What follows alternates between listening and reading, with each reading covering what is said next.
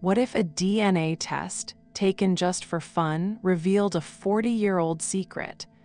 That the man who raised you, who taught you to ride a bike and play catch, wasn't your father. He was your uncle. And what if the truth was even more twisted than that?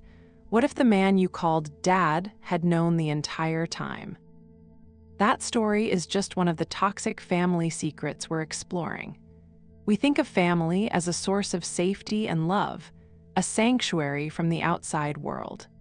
But for some, the greatest danger lies within their own homes, hidden behind closed doors and polite smiles. We're about to uncover some of the darkest family secrets ever told, from hidden children discovered through a DNA test to a decades-long cover-up of a mysterious death. These are stories of shocking betrayals and devastating lies that tore families apart forever. We'll explore not just the shocking events themselves, but the psychological fallout, the invisible wounds that are often passed down through generations. Because a secret is never just a secret. It's a poison that can seep into the foundations of a family, creating a culture of silence, shame, and mistrust that can last a lifetime. These stories are a lot to take in, and they reveal a dark side of family life we don't often see. If you find these explorations of complex psychology compelling, please subscribe to Nightfall Narrative and click the notification bell. We also invite you to share your own thoughts in the comments below. It can be a place of validation, a space where people realize they aren't alone in their experiences. For Mark, Christmas had always been comfortingly predictable. The same decorations, the same food, the same faces around his parents' dining table. At 42, he was married with 2 kids, and life felt settled, secure. His world was built on a foundation he thought was solid rock. That Christmas, his sister bought the whole family at home DNA testing kits as a trendy gift. They all spat into the little tubes, laughing about who was the most Viking. It was just a silly holiday game. A few weeks later, an email landed in his inbox. Your DNA results are in. Mark clicked the link, feeling a mix of curiosity and adrenaline. He scanned past the ancestry percentages, mostly English and Irish as expected. Then he scrolled down to DNA relatives. He saw his sister's name and his mother S, but where his father's name should have been, there was nothing. Instead, a name he didn't recognize was listed as a close family match on his paternal side. He frowned. A glitch, maybe? He refreshed the page. The name was still there. Then his eyes landed on another name on the list. His cousin, David, the son of his father's brother, Uncle Robert. But the label next to David's name made his blood run cold. It didn't say first cousin. It said half-brother. The screen seemed to blur. Half-brother? How could that be? Unless Uncle Robert wasn't his uncle. Unless Uncle Robert was his father. The thought was so absurd he almost laughed. But the science was incredibly accurate. A mistake of that magnitude is almost unheard of. It turns out, research has confirmed that a surprising number of people who take these direct-to-consumer DNA tests end up discovering unexpected relatives. For Mark, that statistic had just become his brutal new reality. The next few hours were a dizzying haze. He called his sister, his voice trembling as he tried to explain the unexplainable. She insisted it had to be a mistake, but Mark knew. Deep down, a lifetime of small, insignificant moments began to snap into a horrifying new picture. The way his father always seemed slightly distant. The way his mother would flinch when his father and Uncle Robert were in the same room. The odd resemblance he shared with his cousin David, which people had commented on for years. He confronted his mother that evening. The look on her face when he walked in told him everything. He didn't shout. He just placed his phone on the table, showing her the results. Her composure, held together for over 4 decades, finally crumbled. The story tumbled out between sobs. It happened 43 years ago. His parents' marriage was new and fragile. His mother felt lonely, and Uncle Robert, his father's charming younger brother, had been there. It was a single night, a terrible mistake. When she found out she was pregnant, she was terrified and confessed to her husband. And that's where the toxic secret truly took root. Instead of splitting up, they made a pact. They would raise the child as their own. His father, a proud and controlling man, agreed to live a lie. He would raise his brother's son, and no one would ever know. Uncle Robert, consumed by guilt, agreed to the silence. The three of them created a suffocating contract, and the secret was buried. The weight of it all was crushing. Mark's entire identity felt like a fraud. The man whose last name he carried was not his father, and his biological fat. His uncle, had spent his life treating him like a nephew. All the holidays, the birthdays, it was all a grotesque theater performance, and he was the unwitting star. The betrayal was twofold: the initial lie and the conspiracy of silence that followed. His father had chosen to project an image of fatherhood while harboring unspoken resentment. This is a classic pattern in families with dark secrets. Avoiding conflict often leads to a web of deceit that causes far more pain in the long run. The fallout was catastrophic. How could Mark even look at the man who raised him? When confronted, his father wasn't apologetic. He was angry that his carefully controlled world had been demolished by a simple saliva test. His relationship with his mother was strained by a painful new understanding of her choices, and his relationship with his biological father, Uncle Robert, was a wasteland of confusion. His cousin David was now his half-brother. The entire family tree had been poisoned at the root. Mark's story shows how a secret born from shame can create deep and lasting trauma.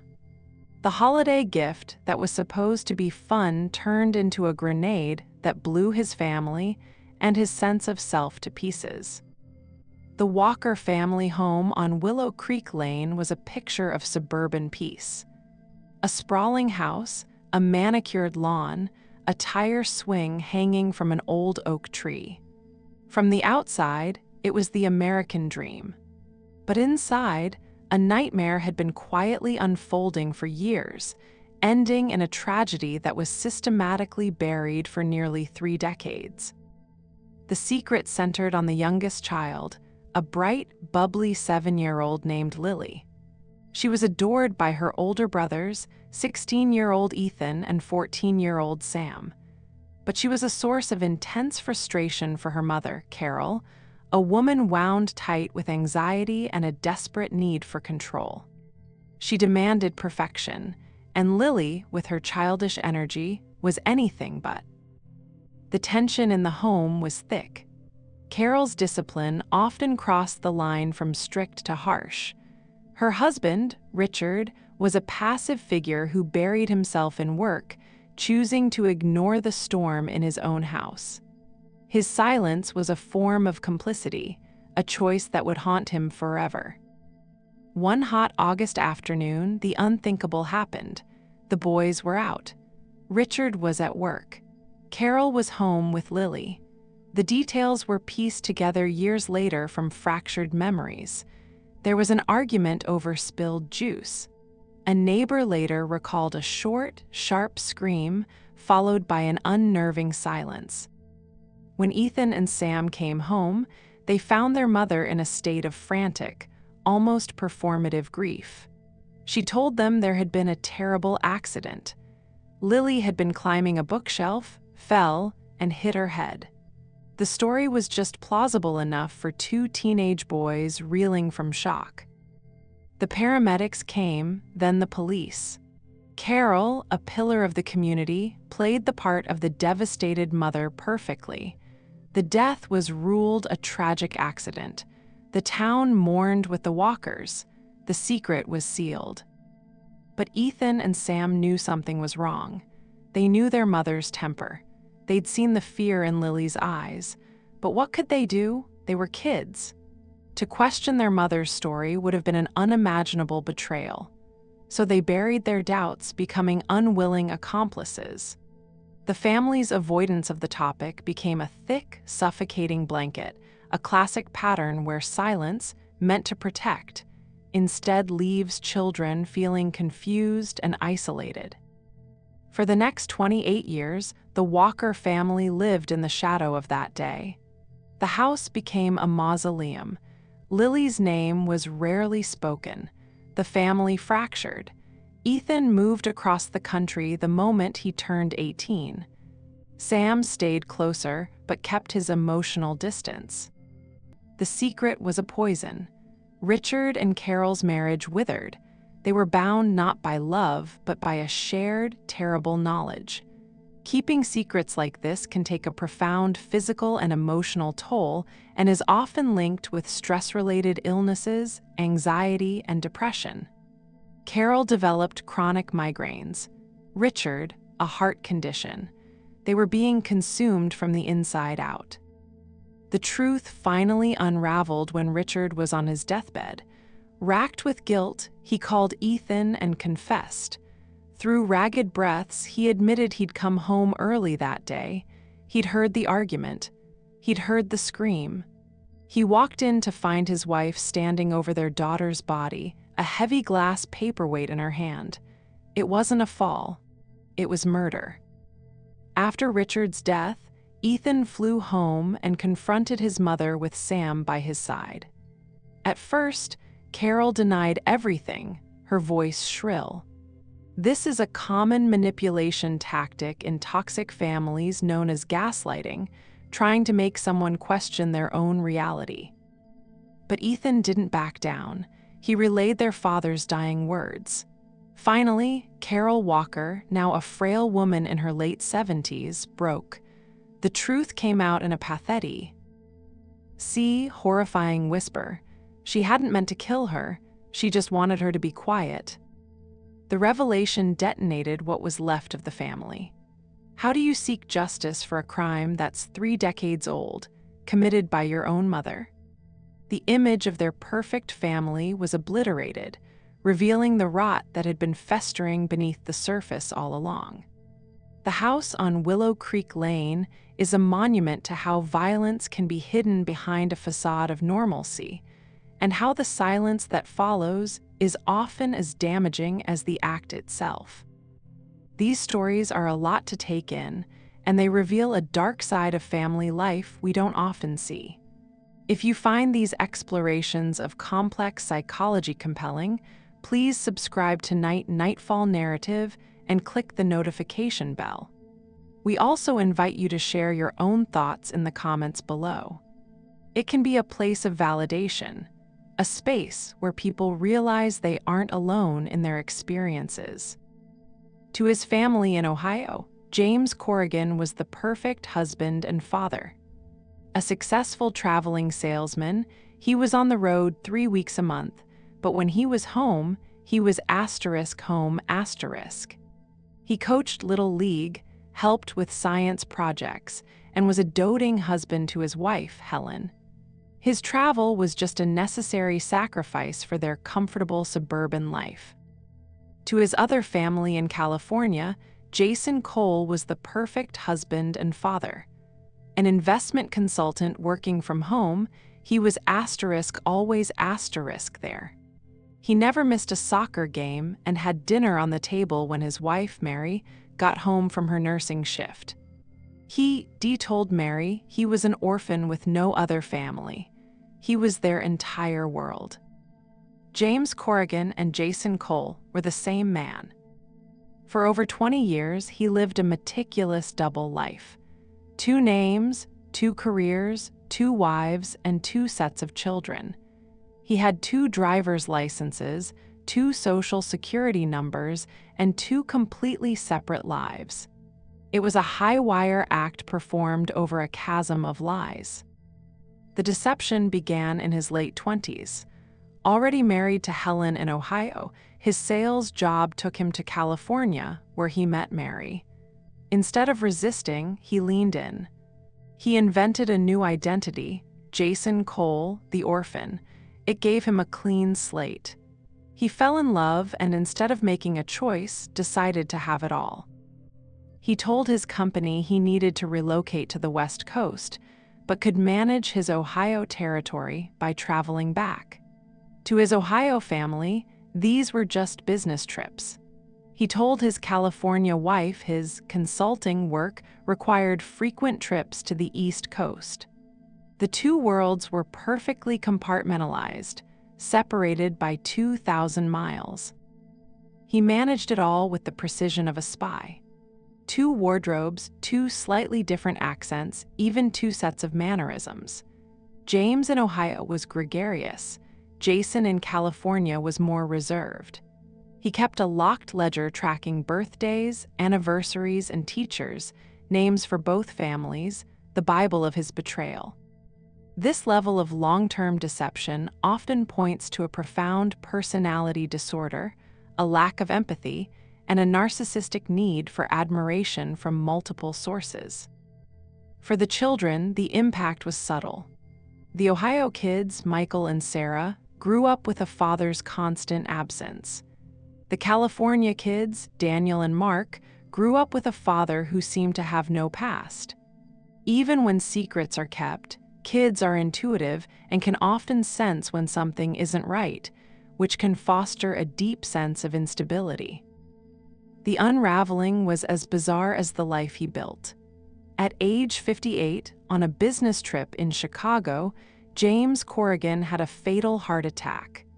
The police found his Ohio wallet and contacted his wife, Helen. She and her children flew to Chicago, brought his body back to Cleveland, and buried him. Meanwhile, in California, Mary was growing frantic.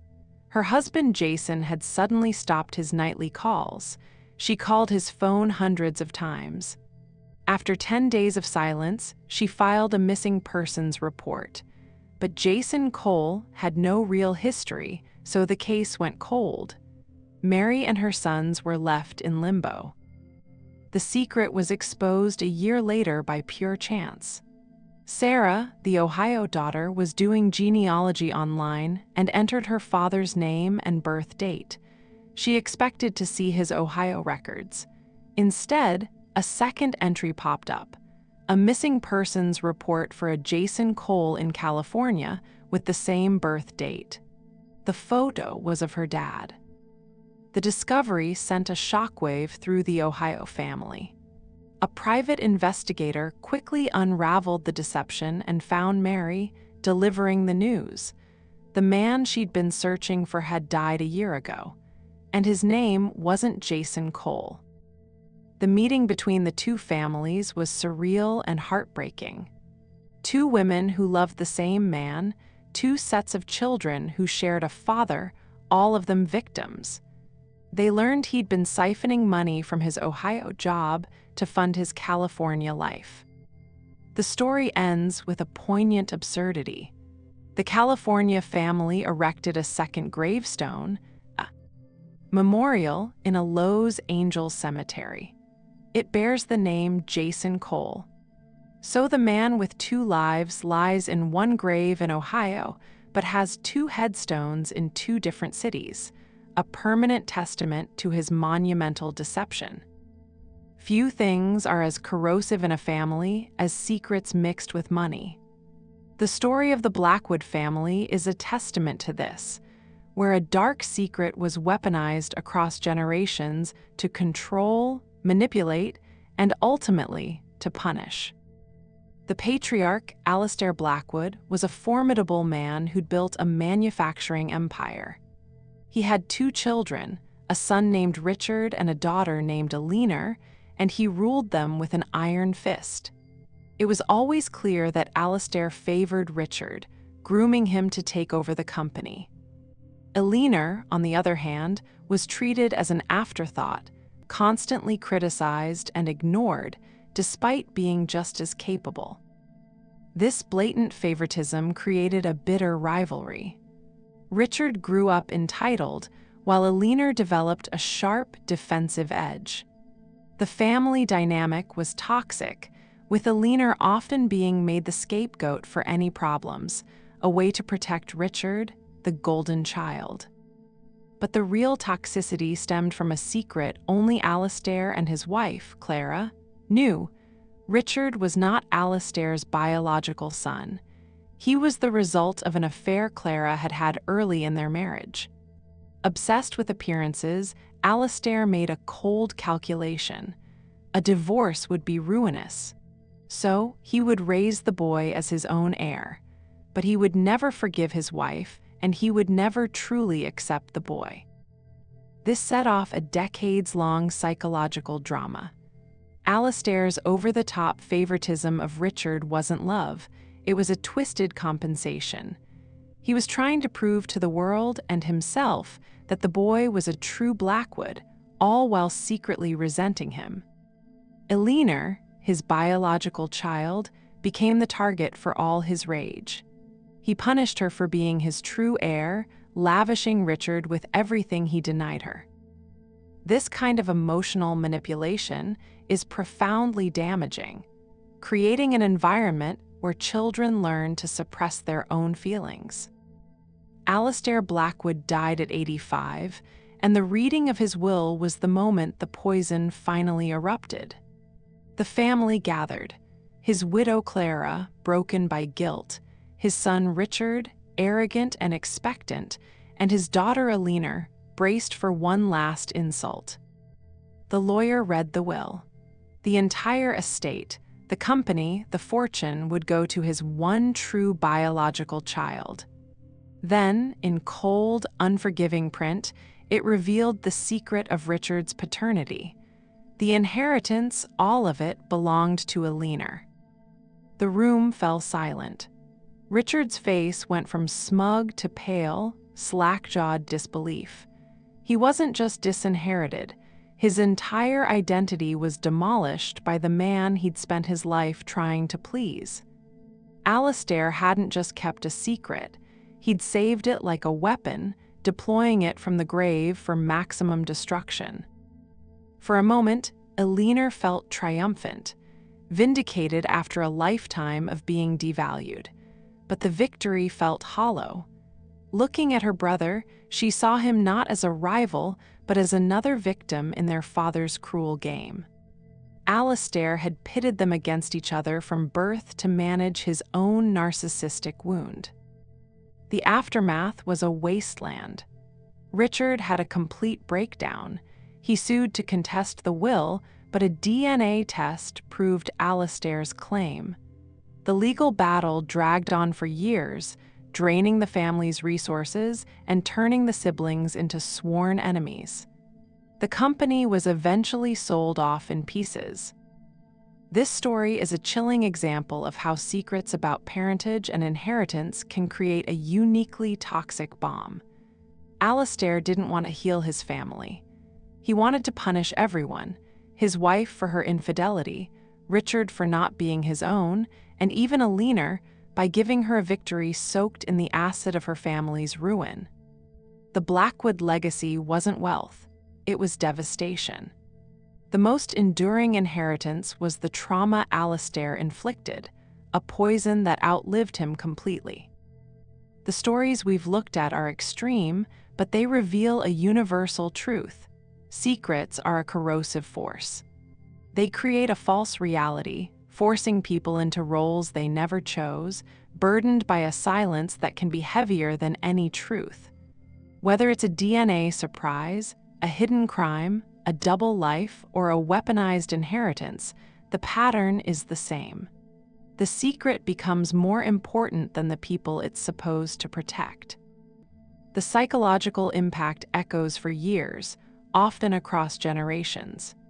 Kids who grow up around secrets often sense that something is wrong, which can lead to anxiety, mistrust, and a damaged sense of self. They learn that some topics are off-limits and that the family's image matters more than their own feelings. This creates a cycle of dysfunction, where the inability to communicate is passed down like a cursed heirloom. In the end, while the truth can be agonizing, it's almost always less damaging than the lie. Revealing a secret can be traumatic, but it's also a chance for real connection, for healing, and for breaking a toxic cycle. The families that survive are the ones who can face the truth, however ugly. The ones that are destroyed are those who cling to their secrets until the very foundations of their lives crumble to dust. Because the darkest part of a family isn't the secret itself, but the lengths people will go to keep it. These stories are a lot to take in, and they reveal a dark side of family life we don't often see. If you find these explorations of complex psychology compelling, please subscribe to Nightfall Narrative and click the notification bell. We also invite you to share your own thoughts in the comments below. It can be a place of validation, a space where people realize they aren't alone in their experiences.